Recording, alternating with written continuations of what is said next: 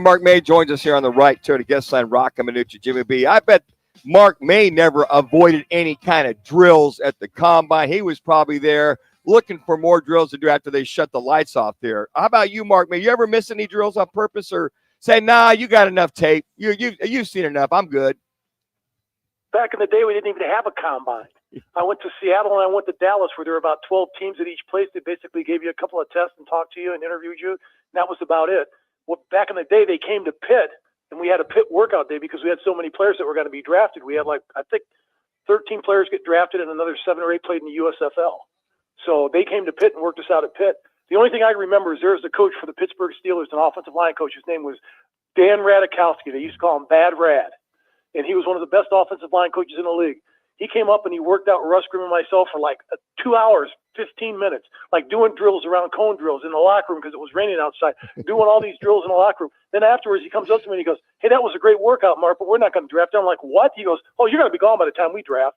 You son of a gun. It was I've never been so ticked off at a coach in my life. I mean, he worked us like dogs. I mean, it was like a big time, long time. It was like a practice workout. And then at the end of it, he said, oh, we're not going to draft. You're going to be gone by the time we draft. It was like, what am I doing here? Yeah, I think the name of that group, because they went around in my rookie year in '79, it was the Bledsoe group that represented Dallas, Seattle, 5, 6, 7 teams. But the one thing about that, Mark, is they wanted me to go play baseball that spring after my senior in football. And then they said, you have a chance to get drafted as well. But I went, well, wait a second. Scouts, coaches, GMs, to your point, offensive court, they're going to be around. So if they're going to call you on a Monday morning at 10 and say, hey, Mark, we're going to be there at 4:30 to work you and the 5 or 6 other guys out. You had to be available, and you showed up. You didn't tell them, hey, look, you got enough tape. I'm moving on. I'll just wait for the draft. That never happened. Not even with Hugh Green or anybody like that. Randy McMillan, Hugh Green, myself, were all drafted in the first round. I couldn't fathom anybody doing that because at the time you wanted to get drafted. Sure. It wasn't like the luxury of yes, I'll give you some of my time to meet with you. It was like, no, be there at 4 o'clock, and you were there at 3:30 because you wanted to impress them, particularly if they were the teams that were in the top 10 or top 12, because at that time you didn't know where you were going to be drafted. That was basically when Mel Kiper when his father first formed the draft and the pre-draft stuff. And that was in, the early 1980s, 1980, 1981. So that was the beginning of the draft process where it was on radio. Then it got to be on ESPN and on TV years later. So at that time, you had to be there because basically the way of communication was you got a telephone call on your landline phone line, boys and girls. Way back then, the rotary phones, you got a call and it said to be here at this time, and that was it. It wasn't a negotiation. It wasn't, well, I'll text you back later. No, you had to have your butt there if you wanted to get drafted. Mark, the NFL Combine started yesterday. Defensive linemen and linebackers. I know the Arizona Cardinals are one of many teams that looked at that group closely, very deep class. Any guys stick out to you either yesterday or when you take a look at the defensive line class as a whole that you think the Cardinals should keen an eye on and select at 16? Well, it all depends who's going to be available. If Abdul Carter's available, it all depends how his foot is. They say he's not going to have an operation, so now he's got to probably be the most scrutinized player in the draft because guess what? He may be the number 1 pick as a defensive end or rush end. He has a foot problem. So do you go in and you have your medical staff go in? Because every team that's in the top 20 are probably going to go in and have their medical staff at Penn State checking out that foot to make sure that he's all right, that he's 100% to go. Because you don't want to use your draft capital that early in the draft and have a player not be available to you that year, as the Cardinals did last year. Their first-round draft pick wasn't available to them last year, and he was basically on the bench most of the year. So you've got to make sure that that player is healthy first, and you've got to go out there and get. I look at Tennessee. Tennessee's got a handful of linemen.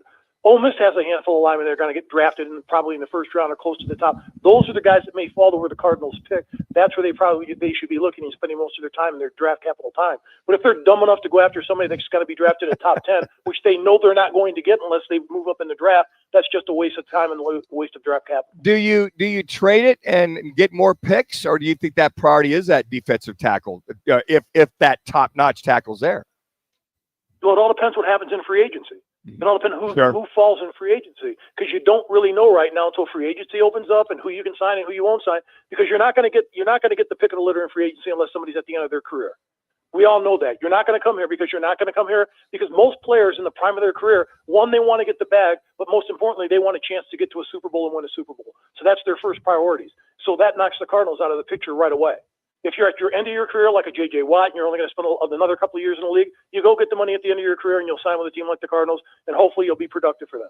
Last thing before we move on to the SEC and the Big Ten and the playoffs, just your thoughts on the report cards that came out on all the teams and how the conditions were where this there in is gonna Washington. go. So Where this is going to go with him, right? How much? Yeah, I know it is. How much Seriously. does it affect that in the locker room? And they talked about family members not getting passes on the sideline. I know I gave you a little love the other day. Are you still in the hunt for a pass anywhere in there?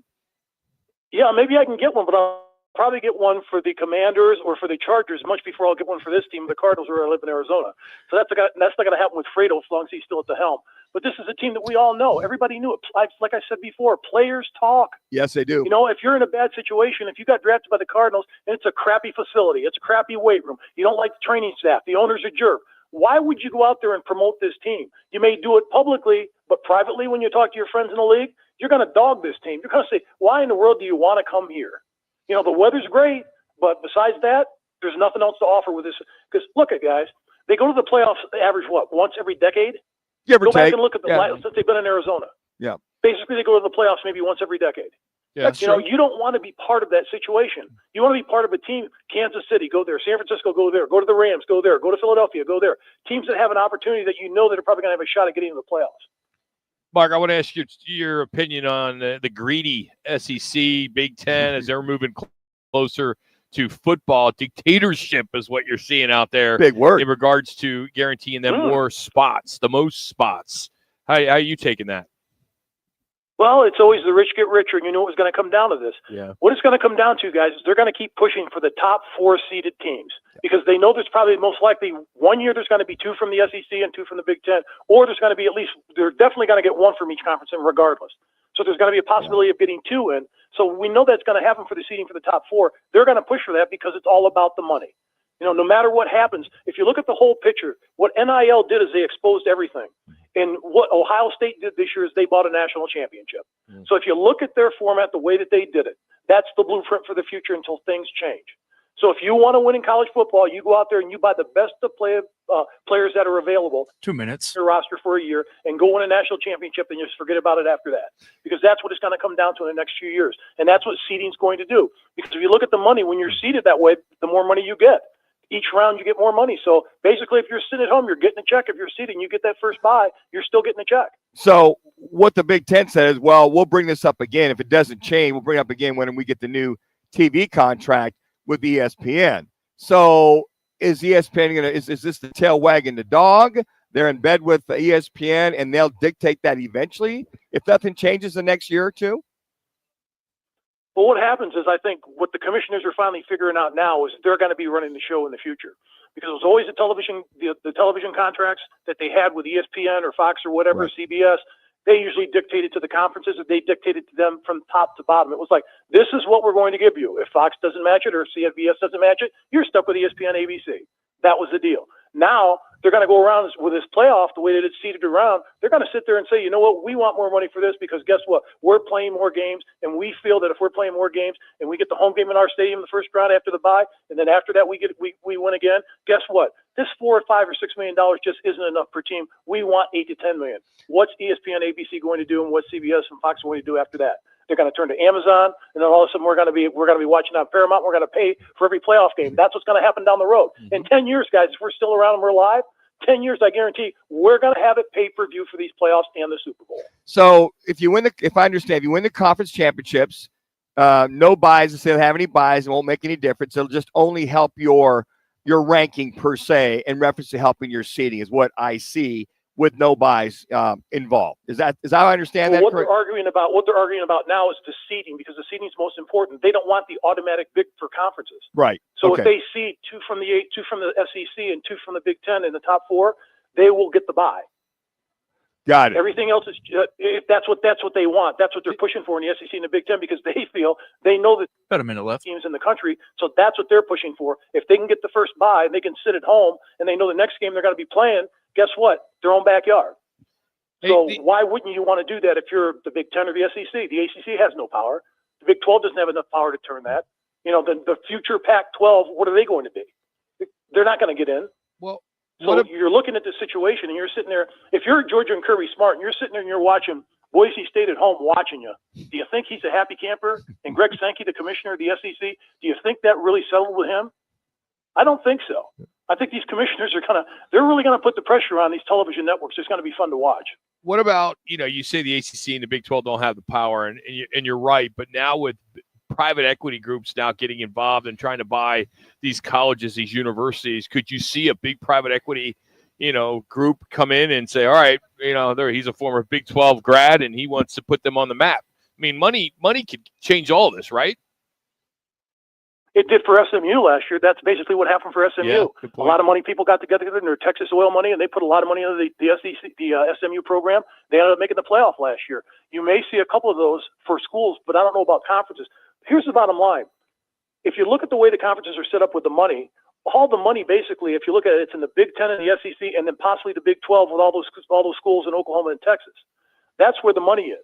So in the future, you may see a Big 12, probably not the entire conference, but you may see a Baylor, a TCU, Clear to rep. any of those schools out there, Texas Tech, Oklahoma State. Those schools will have money because they've got deep pockets because of the oil industry, and the oil industry is definitely coming back in the next few years. We all know that with a new president in office. So guess what? That's going to be more money for them. So all of a sudden, you may see one of those Baylors. You may see one of those TCU step up with the big money, because when Gary Patterson was at TCU, they had a lot of money. Those schools, when they had the BCS, when they were going to the Rose Bowl and stuff like that and having a chance, that's because of the money from the alumni that they had at TCU. So if you get schools around the country that does have that big donor, you may get a school, but I don't think you're going to get the entire conference like the SEC and the Big 10. Mark, thank you as always. Have a great weekend. Have at it, guys. Take care. That's Mark May joining us here on Rock and Manuch with Jimmy B here on ESPN 620.